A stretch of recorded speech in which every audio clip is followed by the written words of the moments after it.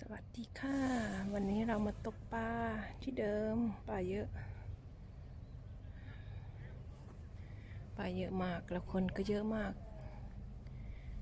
ช่วงเวลา6 โมงเย็นแดดยังจ้าอยู่เลย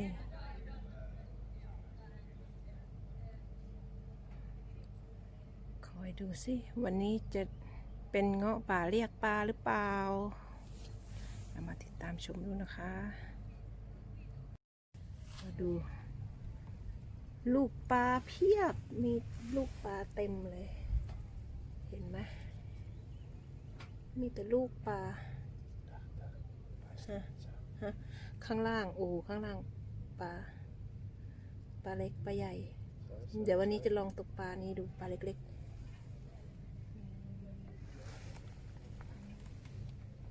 ไปไหนล่ะโอ้โหถ้าเป็นบ้านเราเนาะคือสิเกียงตับเลยนะเต็มหมดเลยลูกปลาอันนี้ลูกปลารุ่นใหญ่หน่อยใหญ่ขึ้นมาหน่อยหนึ่งดูดีๆเทียบเลยรุ่นนี้โอ้โห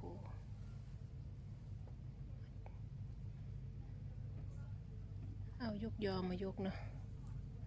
คือสิจวก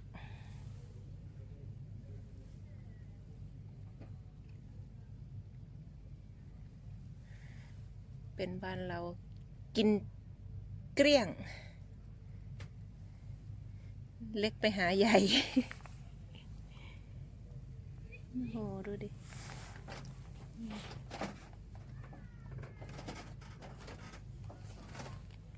โอเคเอาขึ้นมาตัวแรกโอ้ยตัวแรกแหกมัน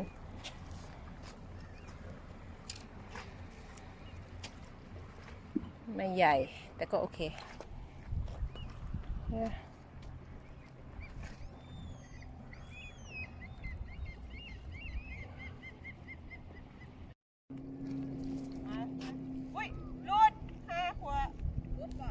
Ja, mistat. Ja, vänta för dig därför.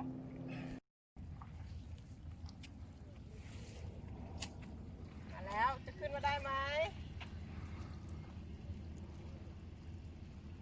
อะไรเอ่ยตัวเดียวอ่ะได้ใช่ไหมคัลลี Igen. En sån, oj, den var nog stor då. ปลาลีทำลูกชิ้นปลาน่ะชิ้นปลาเอาไปทำพิเล่นะIkke veldig stor da มันกระโดดได้เลยที่มันกระโดดไปอีกแล้วอ๋อปลานี้ปลาทำลูกชิ้นปลานะ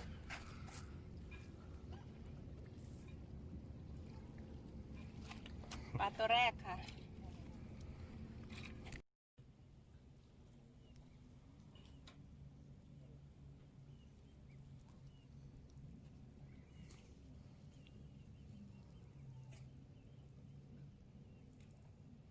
Visst är det färdigt? Kolla det.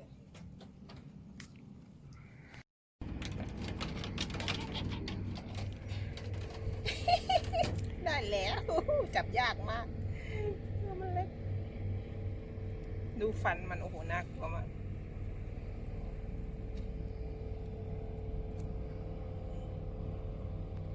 เสียฟันมันน่ากลัวมากเห็นไหมเห็นฟันมันไหม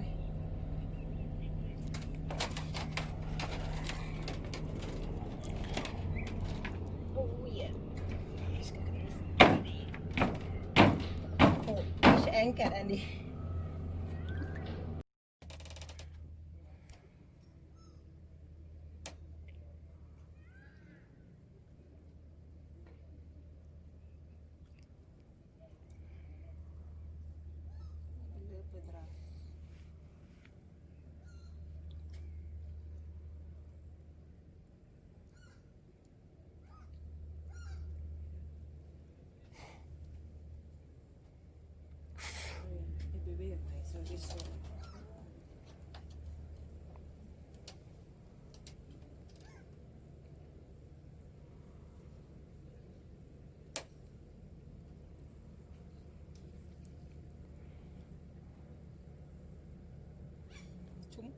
Dra nu.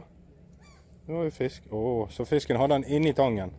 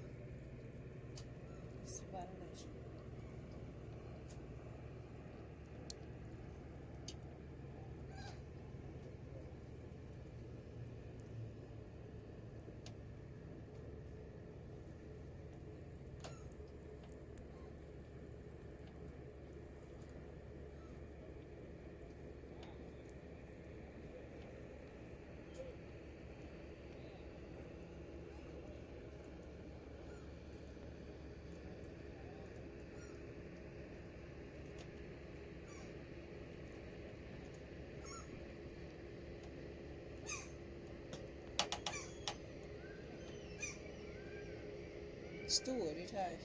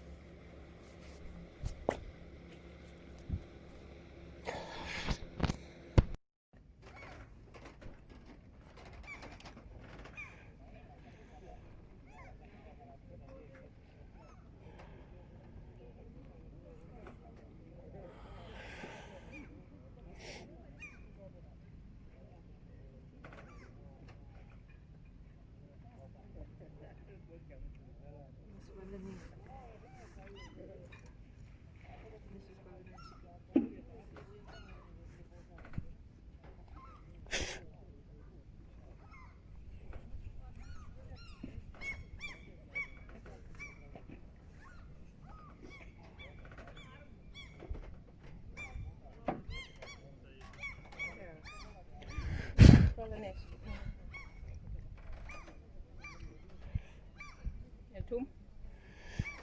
Ja, flott.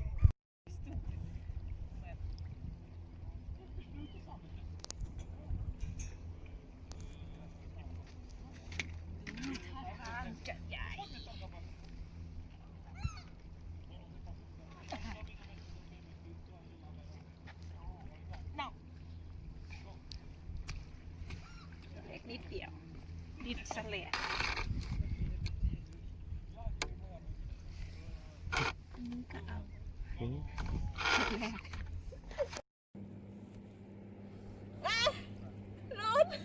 Förlåt, åh nej. Mistat. ตัวใหญ่โอ้ยน่าจะตัวใหญ่แล้วล่ะอุ้ย Jo, det är... พันน่ะ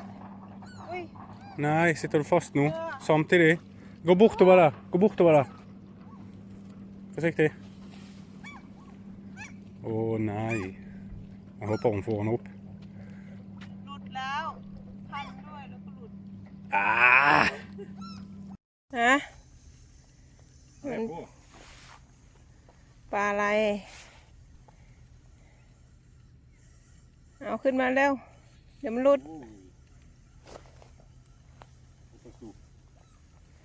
ดูหน้าคนตกปลาได้ โอ้โหอ๋อ เนี่ยตัวใหญ่อยู่ โอเค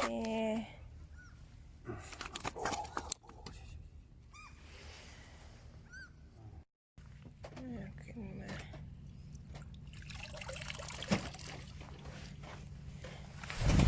วันนี้ได้ปลามาหน่อยเดียวไหนดูสิได้แต่ปลาตัวเล็กๆปลาหมอทะเลด้วย วันนี้ได้ปลาหมอทะเลด้วยปลาหมอทะเลเล็ก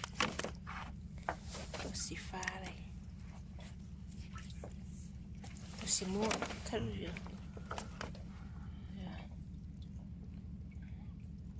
ปลาตัวไม่ใหญ่วันนี้ปลาหมอทะเล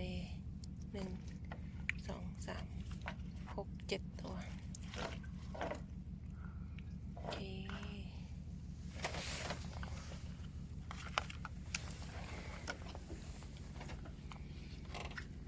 วันนี้อากาศดี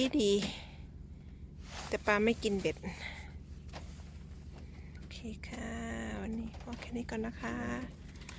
สวัสดีค่ะ ไหน นี่สีฟ้ามองไม่เห็นมันมืดอ๋อสีฟ้า สีม่วง